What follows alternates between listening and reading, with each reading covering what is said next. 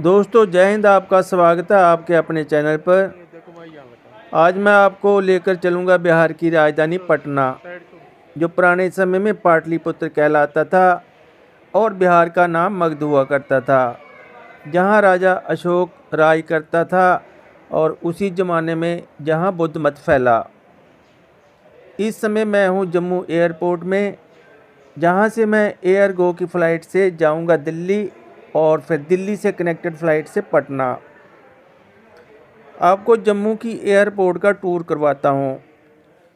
इसका बाहरी दृश्य कुछ ऐसा दिखता है। ये एयरपोर्ट रिसेंटली रेनोवेट किया गया है और सभी मॉडर्न फैसिलिटीज़ से वेल फर्निश्ड है और बहुत ही सुंदर बनाया गया है। रनवे को भी एक्सटेंड किया गया है और पार्किंग की फैसिलिटी को भी जहां बढ़ाया गया है। एयरपोर्ट जम्मू के सतवारी एरिया में पड़ती है, जो कि रेलवे स्टेशन से और मेन बस स्टैंड से 10 किलोमीटर की दूरी पर है और पाकिस्तान बॉर्डर से इसकी दूरी तकरीबन 14 किलोमीटर है। पार्टीशन से पहले जम्मू से सियालकोट पाकिस्तान को जाने वाली रेलवे लाइन इसी एयरपोर्ट के अंदर से गुजरती थी। एयरपोर्ट का एक ही टर्मिनल है, 5 गेट हैं और 14 चेक इन डेस्क हैं। बाकी एयरपोर्ट की तरह जहां भी शॉपिंग कम्प्लेक्स उपलब्ध है। ये एक डोमेस्टिक एयरपोर्ट है और भारत में बिजीएस्ट एयरपोर्ट में इसका 27वां नंबर है। इस समय मैं डिपार्चर एरिया में बोर्डिंग का इंतज़ार कर रहा हूं। आप एयर ग्राउंड का नज़ारा देख सकते हैं।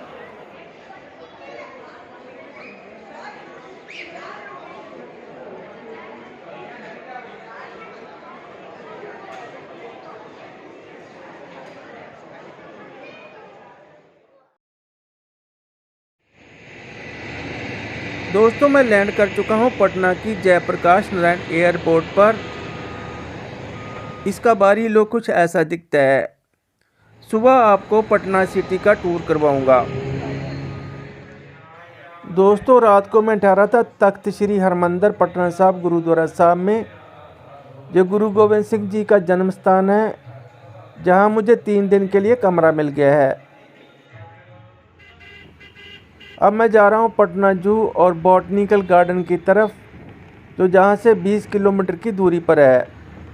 इसी बीच आप मेरे साथ पटना सिटी का आनंद लीजिए, जो कि हरियाली से भरा हुआ है।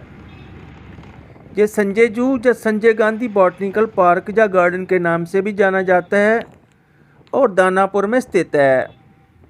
इसके आसपास Gandhi Maidan, Golghar, Buddha Smriti park, Bihar museum, Patna museum, science centre, Shri Mahavir Mandir और कई विजिटिंग प्लेसेस हैं। पटना सिटी गंगा नदी के किनारे पर बसा हुआ है और हरियाली से भरा हुआ है। पटना शहर में ही गुरु गोविंद सिंह जी का जन्म हुआ था, जिसे पटना साहिब के नाम से जाना जाता है, और गुरु गोविंद सिंह जी से जुड़े हुए कई गुरुद्वारे जहां स्थित हैं। एक गुरुद्वारा गुरु का बाग दानापुर में पड़ता है, बाकी सब पटना शहर में 7-8 किलोमीटर के अंदर ही पड़ते हैं। पटना में गंगा नदी के ऊपर बना हुआ महात्मा गांधी सेतु भी बहुत मशहूर है। इसकी लंबाई 5.75 किलोमीटर है। नदी पर बना हुआ भारत का यह सबसे बड़ा तीसरा पुल है, जो पटना और हाजीपुर को आपस में जोड़ता है।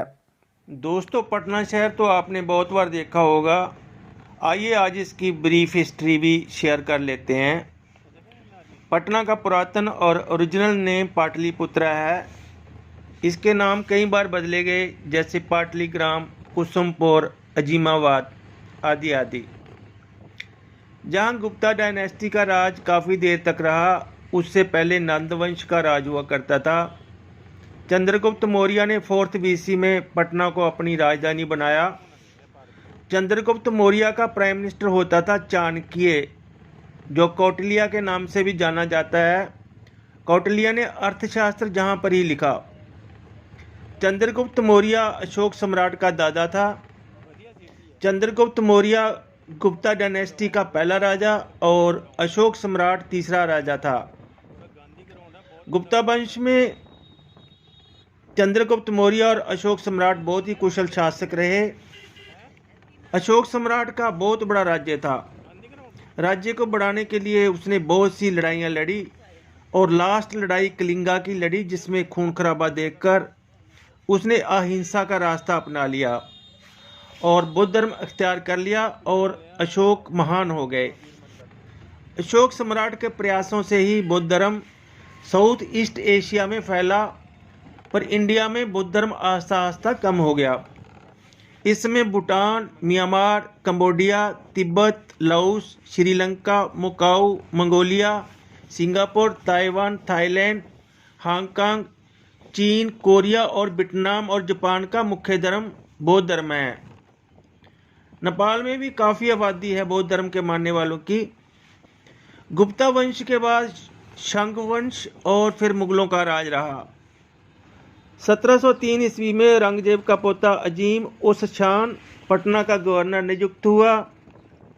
उसने पटना को एक सुंदर शहर बनाने की कोशिश की और उसी ने इसको अजीमाबाद का नाम दिया, लेकिन जहाँ के रहने वाले लोग इसे पटना ही कहते रहे और आज भी पटना ही है। ओल्ड पटना या मॉडर्न पटना सिटी के चारों तरफ दीवार हुआ करती थी, जिसके निशान आज भी देखने को कहीं कहीं मिलते हैं। 17वीं सदी में ब्रिटिश शासनकाल में पटना एक इंटरनेशनल ट्रेडिंग हब हुआ करता था और 19वीं सदी तक इंटरनेशनल ट्रेड हब रहा। बंगाल के पार्टीशन के बाद 1912 में पटना बिहार और उड़ीसा की राजधानी बना। बहुत से राजाओं ने पटना को अपनी राजधानी इसलिए चुना क्योंकि इसकी कुदरती किलाबंदी नदियों ने की हुई थी, जिसमें गंगा के अलावा सोन, गंडक और पुनपुन नदियां शामिल हैं। बौद्ध, हिंदू और जैन तीर्थ स्थल वैशाली, राजगीर, नालंदा, बोध गया और पावापुरी पटना के नज़दीक ही पड़ते हैं। पटना सिटी सिखों के लिए बहुत ही पवित्र शहर है, क्योंकि सिखों के 10वें गुरु श्री गुरु गोविंद सिंह जी का जन्म जहाँ पर ही हुआ था, जहाँ पर आज तख्त श्री हरमंदिर पटना साहिब सुशोभित है। आज का मॉडर्न पटना सिटी गंगा के दक्षिणी किनारे पर बसा हुआ है। पटना शहर तकरीबन 35 किलोमीटर लंबाई में और 16 से 18 किलोमीटर चौड़ाई में फैला हुआ है और बिहार राज्य का सबसे बड़ा शहर है। पटना से 90 किलोमीटर की दूरी पर विश्व की मशहूर यूनिवर्सिटी नालंदा हुआ करती थी, जिसके अवशेष पुरातन विभाग ने प्रिजर्व किए हुए हैं। नालंदा यूनिवर्सिटी के कुछ एक अवशेषों का स्क्रीनशॉट आपके सामने है। इतिहासकारों का मानना है कि विश्व की ये पहली रेजिडेंशियल यूनिवर्सिटी थी, जिसमें 10,000 के लगभग स्टूडेंट रहते थे और 2,000 के करीब जहां पर शिक्षक थे। ये बौद्धों का धार्मिक शिक्षण संस्थान होने के साथ साथ जहां अलग अलग विषयों पर स्टडी होती थी।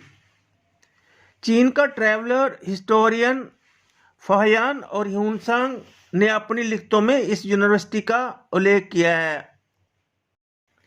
चीन के ट्रैवलर हिस्टोरियन ह्यूनसांग ने लिखा है कि नालंदा यूनिवर्सिटी में 10,000 मॉन्क यानी भिक्षु पढ़ते थे, जिस पर कई हिस्टोरियन का मतभेद है। हिस्टोरियन का मत ये है कि नालंदा यूनिवर्सिटी के अवशेषों में इतने कमरे नहीं दिखाई पड़ते कि इतनी संख्या में स्टूडेंट अकोमोडेट हो सके। हिस्टोरियन का मत ये है कि या तो ये संख्या गलत है, अगर सही है तो यूनिवर्सिटी बहुत बड़ी रही होगी जो पूरी तरह से एक्सकावेट नहीं हो सकी। बौद्ध धर्म की बहुत सारी लिखतें ह्यूनसांग और फाहियान जहाँ से अपने देश ले गए, जिनकी बदौलत बौद्ध धर्म साउथ ईस्ट एशिया में फैला। दोस्तों, कैसी लगी पटना की ये ब्रीफ हिस्ट्री कमेंट करके ज़रूर लिखिएगा। और अब चलते हैं संजय जू की तरफ।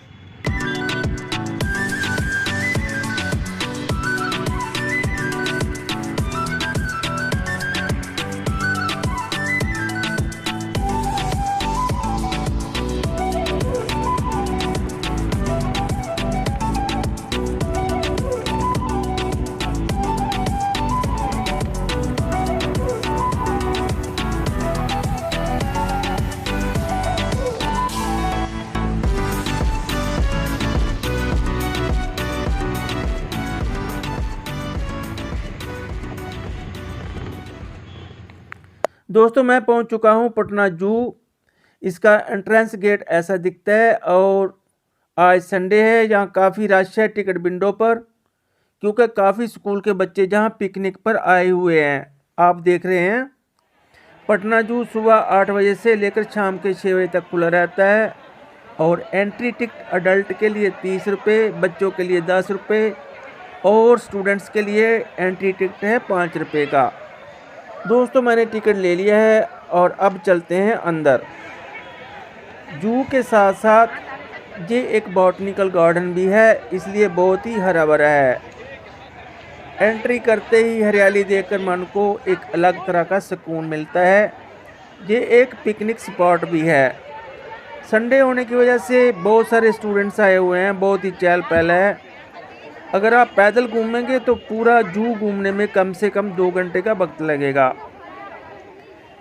जहाँ जू में घूमने के लिए इलेक्ट्रिक 4 व्हीलर भी उपलब्ध हैं, जिनका टिकट 80 रुपये है और आपको 1 घंटे में पूरा जू दिखा देते हैं। अगर आप समय की बचत करना चाहते हैं तो 4 व्हीलर ले सकते हैं। मैंने भी 4 व्हीलर का टिकट ले लिया है। तो आइए चलते हैं जू के टूर पर। आप भी मेरे कैमरे की नज़र से जू का आनंद उठाएं। बीच बीच में आपको बताता रहूँगा।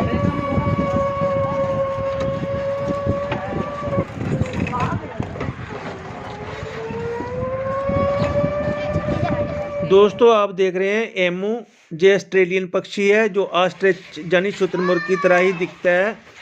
इसकी हाइट 6 फुट तक होती है, वजन 18 से लेकर 60 किलोग्राम तक होता है और 48 किलोमीटर की स्पीड से भाग सकता है।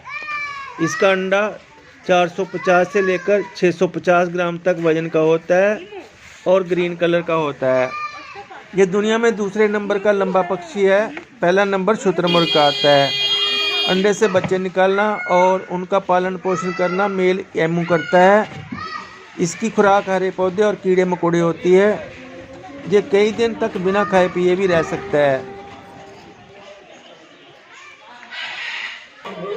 ये है ब्लैक स्वेन यानी काला हंस।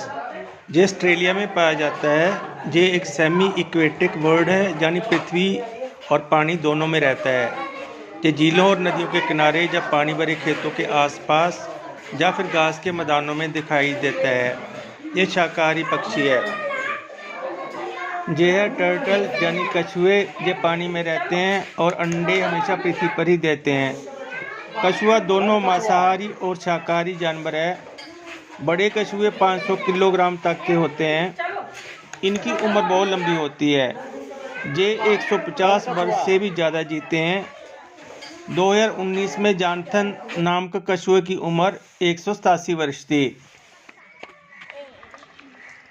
ये हिरन है, आप सब जानते ही हैं।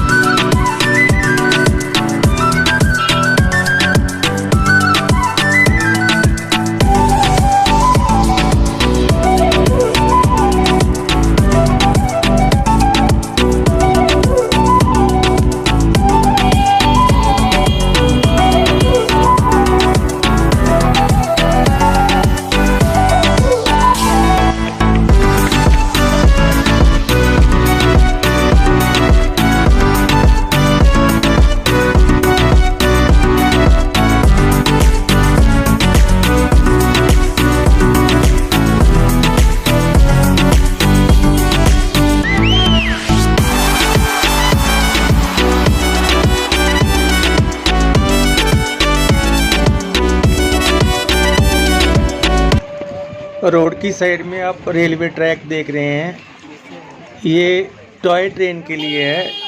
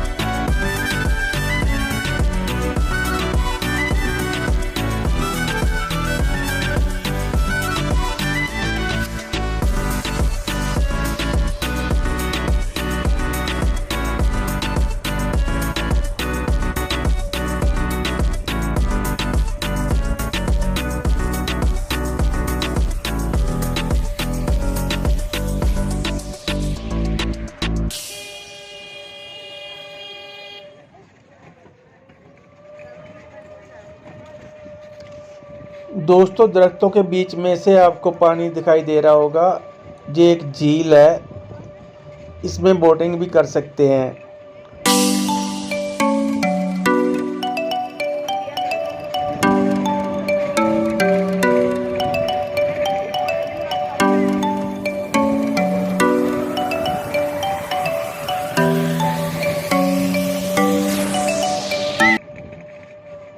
दोस्तों सबसे ज़्यादा जो एंजॉयबल चीज़ इस जू में है वो है यहाँ की हरियाली। हरियाली देख के मन को बहुत ही सुकून यानी शांति मिलती है।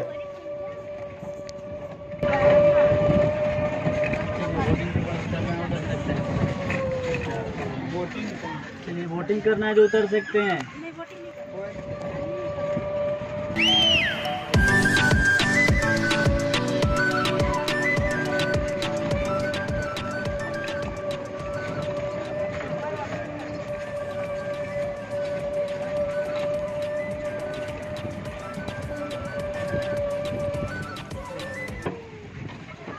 यहाँ पे घड़ियाल है।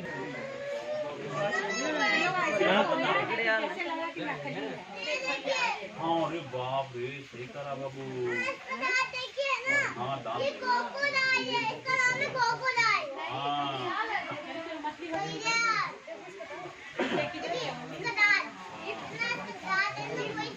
वही वही वही हाँ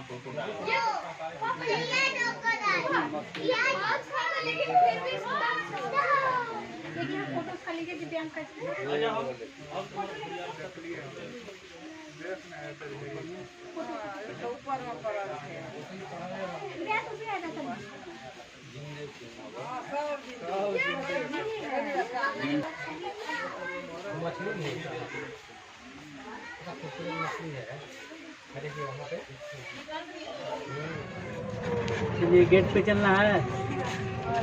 सांपगढ़ छूट रहा आपका। सांपगढ़ गेट के पास वहाँ से जिराफ का उधर छोड़ चुका है। आप है ही नहीं है अंदर।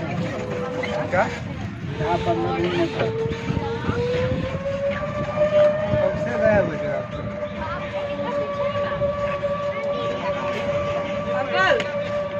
और जगह जाना है ना। सांपगढ़ उतारेंगे खाली बस, वहाँ से अपना गेट पे आ जाइएगा देखते हुए पैदल।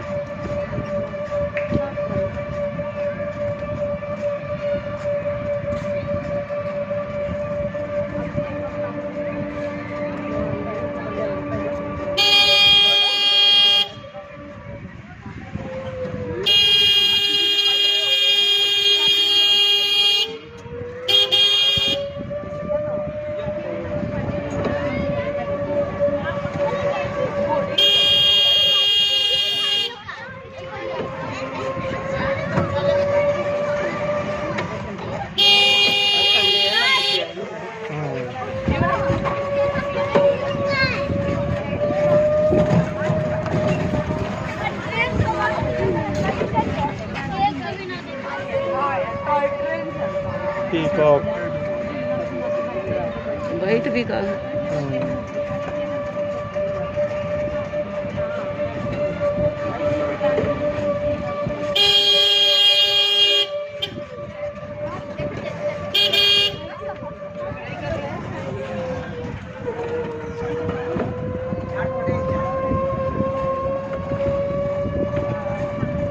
बंदर डॉक्टर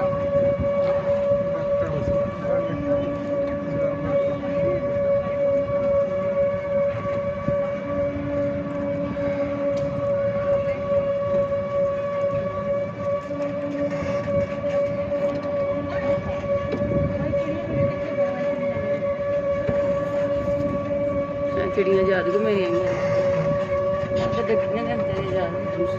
करते हैं आगे बढ़ गए फोन ना कर लेता है। चलिए यहाँ पे सांपगढ़ देखना है जो उतर कर देख लीजिए। अपना उतर कर देख के सीधे अपना 2 मिनट में गेट पे पैदल आ जाइए। गेट सीधे हाँ गेट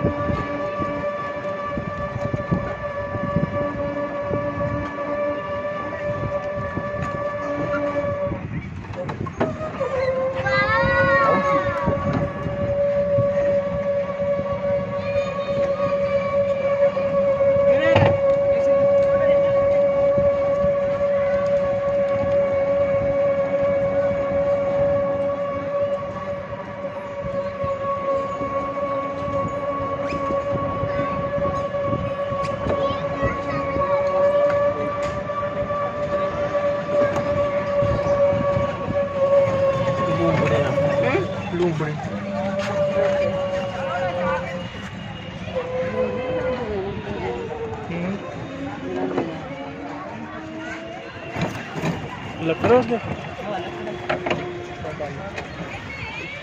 बस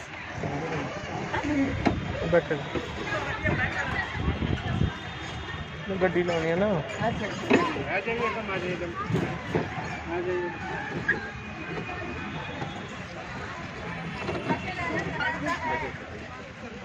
यही से गाड़ी लेके मुश्किल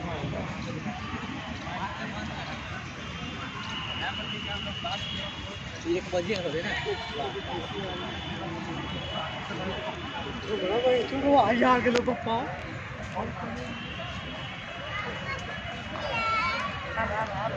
लगा अरे हां ले जा